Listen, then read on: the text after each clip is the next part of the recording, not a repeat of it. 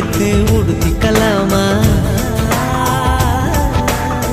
உதட்டி மேலே படுத்துக்கலாமா முத்தமழையில் நனைஞ்சிக்கலாமா கூந்தல் கொண்டே துவட்டிக்கலாமா பட்டு பூவே குட்டி தீவே விரலிடை தொட வரம் கொடமா